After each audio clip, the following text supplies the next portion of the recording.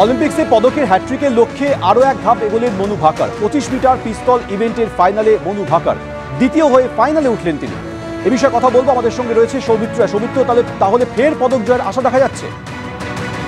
একদমই, দেখো সৌমেন, সেটা হচ্ছে মনু ভাকের চলতি প্যারিস অলিম্পিক্সে যা করছে সেটা একেবারে মানে ভাষায় বলে বর্ণনা করা যাবে না। তুমি জানো যে এর আগে মনু ভাকের এই চলতি অলিম্পিক্সে 2টো পদক জিতে ইতিহাস গড়েছিলেন এবং তারপর এই চলতি অলিম্পিক্সে মনু ভাকের তিনি পদকের হ্যাট্রিকের লক্ষ্যে এগোচ্ছেন।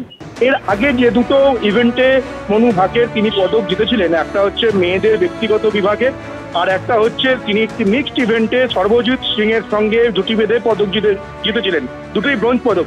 আজকে যে ইভেন্টটায় মনু ভাকের যে ক্যাটাগরিতে ফাইনালে উঠলেন সেটা হচ্ছে তার নিজস্ব ক্যাটাগরি, সেটা হচ্ছে 25 মিটার এয়ার পিস্তল যে ইভেন্ট বা ক্যাটাগরি, সেই ক্যাটাগরিটা হচ্ছে মনু ভাকের নিজস্ব ক্যাটাগরি। এতেই মনু ভাকের সব থেকে বেশি স্বাচ্ছন্দ্য বোধ করেন, ফলে এই ইভেন্টটাতে এই ক্যাটাগরি থেকে মনু ভাকের পদক জয়ের সম্ভাবনা আরো বেশি উজ্জ্বল। এবং সেটা কেন উজ্জ্বল তোমাকে বলি চৌমেন, আজকে যখন মনু ভাকের নামেন এই 25 মিটার এয়ার পিস্তল যে ইভেন্টটার ক্যাটাগরিতে নামে, তখন দেখা যায় মনু ভাকের একেবারে তার নিজস্ব ছন্দে দুর্দান্ত পারফরমেন্স করে তৃতীয় হয়ে তিনি ফাইনালে কোয়ালিফাই করেছেন। ফলে তার যা পারফরমেন্স এই কোয়ালিফিকেশন রাউন্ডে তিনি যে দুরন্ত ছন্দে দুর্দান্ত পারফরমেন্স করে ফাইনালে উঠলেন, তার ফলে এই চলতি অলিম্পিক্সে মনু ভাকের পদকের হ্যাট্রিক বিশাল প্রত্যাশা একেবারে আকাশচুম্বী হয়ে যাচ্ছে। ফলে মনু ভাকের এর আগে 2টো পদক জিতে ইতিহাস লিখেছিলেন এবং এই যদি আরো একটা পদক হয়ে যায় চলতি অলিম্পিক্সে, মনু ভাকের যদি পদকের হ্যাট্রিক হয়ে যায়, সেক্ষেত্রে এটা ভারতের ক্রীড়া মহলে একেবারে সোনায় বাঁধানো অক্ষরে লেখা থাকবে। এর আগে কোনো ভারতীয় একটা অলিম্পিকে পদকের হ্যাট্রিক করতে পারেননি। সেদিক থেকে যদি মনু ভাকের এই অ্যাচিভমেন্টটা করতে পারে, সেটা একেবারে অনন্য নজির হয়ে থাকবে। মনু ভাকার সেই ইতিহাস গঠন করবেন, সেই বিশ্বাস নিয়ে আশায় বুক বাঁধছেন ভারতবাসী। ধন্যবাদ। नमस्ते, खूब खूब अभिनंदन आपको, बहुत बहुत बधाई। কবিতার দেশে ফের মনু সংহিতা, প্যারিসে ফের মনুর লক্ষ্যভেদ। সর্বজিৎ সিংকে সঙ্গে নিয়ে এবার 10 মিটার এয়ার পিস্তলের মিক্সড ইভেন্টে ব্রোঞ্জ জিতলেন মনু ভাকার। টান টান থ্রিলারে কোরিয়ার জুটিকে হারালেন 16-10 পয়েंटे। हमारी मिक्स्ड टीम फर्स्ट 2019 में नेशनल में बनी थी और उसके बाद काफ़ी मैचेस में भी हमारी सेम रही है और उनमें भी मेडल आए हैं काफ़ी। मेडल जब जीत गया पोडियम पे चढ़े तो वो फीलिंग बता दीजिएगा। एक्सप्रेस नहीं हो पाती वो चीज़, क्योंकि एक तो काफ़ी रोंगटे खड़े हो जाते हैं उस टाइम पे जब पता चलता है कि अपना मेडल, और पोडियम पे तो काफ़ी लिटरली नेक्स्ट लेवल वाइब होती है उस टाइम पे। আরে দিন ব্রোঞ্জ জয়ের সঙ্গে সঙ্গে ভারতীয় শুটিং এর ইতিহাসে অমর হয়ে গেলেন 22 বছরের বিস্ময় শুটার।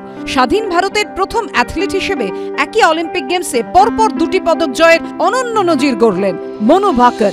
এর আগে 1900 সালে প্যারিস অলিম্পিক্সে ভারতের হয়ে জোড়া রূপো জিতেছিলেন নরম্যান প্রিচার্ড।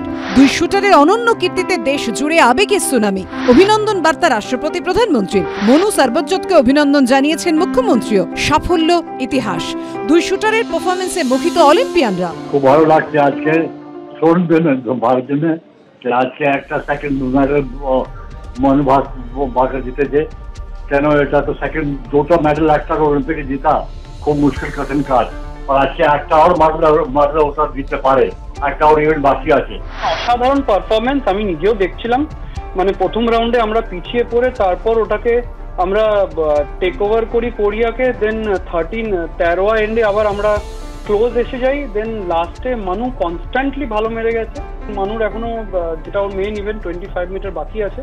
হোপফুলি ওখানে আমরা মানে বেশি এক্সপেকটেশন হবে না, but definitely we are expecting another medal. জাতীয় স্তরে টেনিস, স্কেটিং, মার্শাল আর্টে পারফর্ম করা সত্ত্বেও 14 বছরে সবকিছু ছেড়ে হাতে পিস্তল তুলে নিয়েছিলেন মনু। অন্যদিকে ফুটবল ছেড়ে শুটিংকেই ধ্যান জ্ঞান করেছিলেন তাঁর জুড়িদার সর্বজিৎ। অর্জুনের লক্ষ্যভেদের লক্ষ্যে দুজনেই স্বপ্ন ছোঁয়ার পর উৎসবের রঙে মিলে গেছে ফরিদাবাদ থেকে আম্বালা।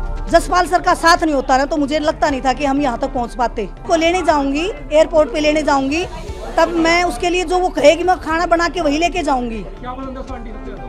उसको सारी चीज पसंद है उसको, जो वो हाँ वो जो मैं बनाती हूँ मेरा हाथ का सब खाना पसंद करती हूँ, सब मतलब अच्छा लगता है उसको मेरा हाथ का बना हुआ। मैं ये चाहती हूँ कि मैं गरम गरम एक एक पराठा मनु को खिलाऊँ, वो एक ही खाती है, बस ज्यादा नहीं खाती है। कल मैच के बाद में बात हुई थी तो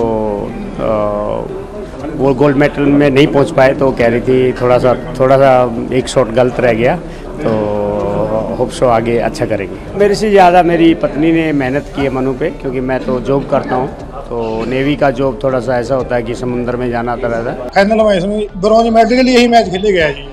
मनु भाकर को बहुत बहुत बधाइयाँ जी, मनु भाकर जी के फैमिली को बहुत बहुत बधाइयाँ जी।